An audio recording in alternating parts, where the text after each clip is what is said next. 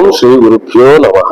వాస్తు ప్రకారంగా గృహ నిర్మాణాన్ని చేసుకుని మనం జీవిస్తున్నామని భ్రమలో బ్రతుకుతూ వాస్తు అనుకూలంగా లేడు అనుకుని మనం చింతిస్తూ ఉన్నాము.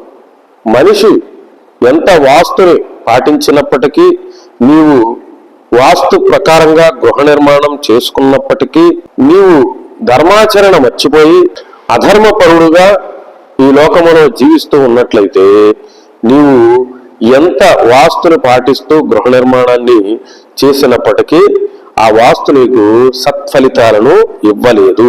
రావణాసురుడు కూడా తన లంకా పట్టణాన్ని వాస్తు ప్రకారమే నిర్మాణం చేసుకున్నాడు, కానీ ధర్మం తప్పాడు గనక ఆ వాస్తు అతన్ని కాపాడలేకపోయింది.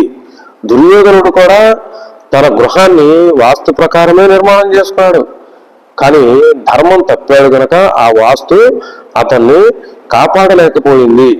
కనుక మీరు వాస్తుని పాటిస్తూ ధర్మాచరణ కలిగి ఉన్నప్పుడు మాత్రమే వాస్తు యొక్క సత్ఫలితాన్ని మీరు పొందగలుగుతారు.